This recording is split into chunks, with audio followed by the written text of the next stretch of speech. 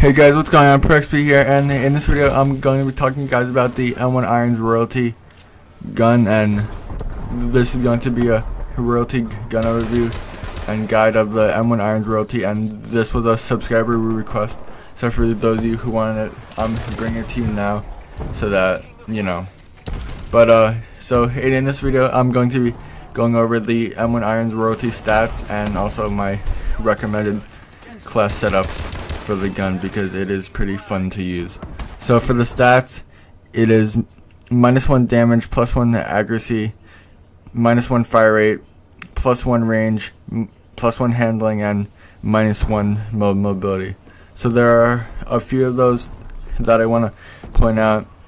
The +1 accuracy, the -1 damage, and the +1 range. So the +1 range is kind of self-explanatory. That means you have half of a built-in advanced rifling, so I could kind of help you for those longer range gunfights. For the -1 damage, it doesn't really matter too much actually, because you're still getting 2-shot kills, because this weapon does like 55 damage per shot overall, so it's still like a 1-shot kill, because it does still do 50 damage per shot, or a 2-shot kill I mean. And then for the -1 fire rate, that actually does affect it in a way, because you can't fire it as fast, but as long as you have a decent trigger finger, then you should be fine, so no need to worry about that.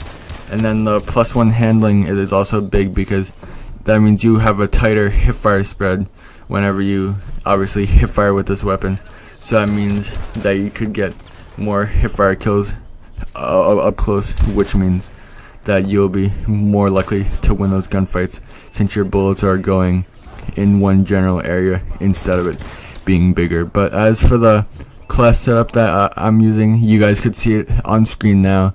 Pause the video if you want to take a more in-depth look at it.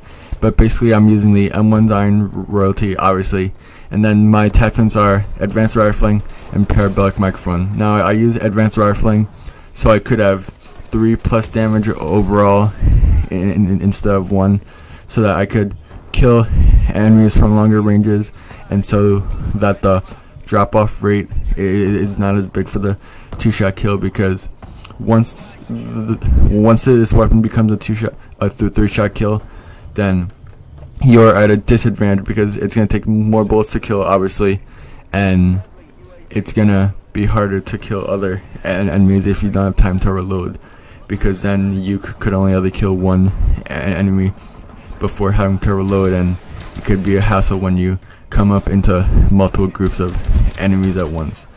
Yeah, but so as for parabolic microphone, that's actually due because since it allows you to see enemies on the map with silencers, that means whenever anybody shoots, I could see their position at all times. And for this gun, you really need to like flank around people and really catch them off guard in order to kill them, because you will get outgunned by said submachine guns and said assault rifles.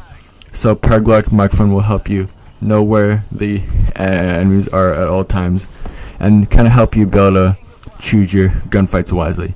So as for my tier perk 1, I decided to go with lightweight and low profile. Lightweight, so I have that extra movement speed, and so I'm not as sluggish, and for this gun you want to be up as close and personal as possible, so lightweight will help you to do that.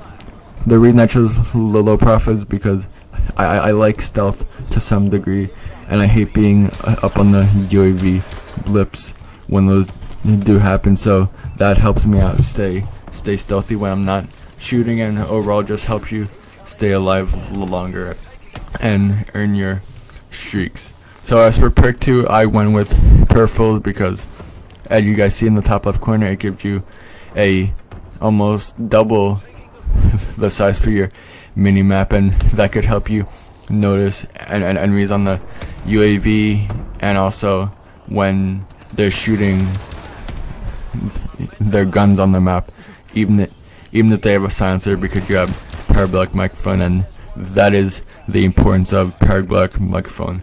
for this class so that you always know where the enemies are, and so that you could choose your gunfights wisely, because like I said, you don't have a lot of ammo till you have to reload, so you do have to be smart when playing with this weapon.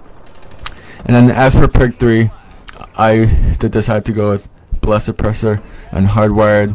Now Blast Suppressor, well, like always, so I could stay off for the radar when I use my exosuit, and then Hardwire instead of Scavenger for this time, because Scavenger just isn't really needed, because you get 60 rounds with this weapon by default, and I never happened to run out before, so I don't see a point for Scavenger. And also Hardwired, because you are almost immune to stun grenades, so for objective game modes and stuff like that, it really helps a lot, so you could still stay on target when you're shot and there's no flinch. And for this weapon, you need to be as accurate as possible, since you don't have a lot of ammo, so that's really important. And also it immunes you to EMPs, grenades, system hacks, and nano swarms, so just those little extra added bonuses help you out a lot, or well, help me out a lot in winning gunfights and really killing the enemy.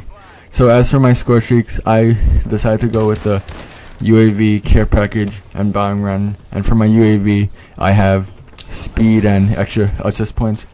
Speed so I could see where they are at all times, and then extra assist points so I could earn my next score streak faster. Care package with double tap so I could reroll again if I feel like I need to.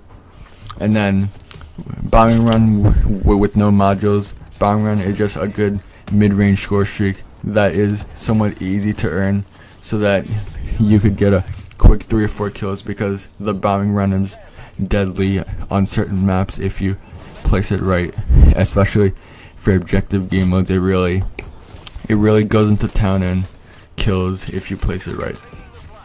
But yeah, guys, so that's gonna be it for this first episode of Royalty Reviews and the M1 Irons Royalty. Comment down below on what you guys think, and if I should make this into a series or not, because I'd love to do so whenever I make or whenever I get a royalty gun. So please let me know down below.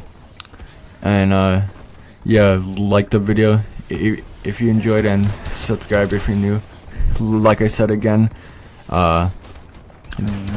this gun is a lot of fun to play with and mess around if you have the right perks and attachments on it, and this gun could even be deadly at times, but it all depends on your skill and like how accurate you could be. But as long as you guys take my advice, then you should be fine. But yeah, guys, thank you all for watching, and I'll see you guys next time. Peace out.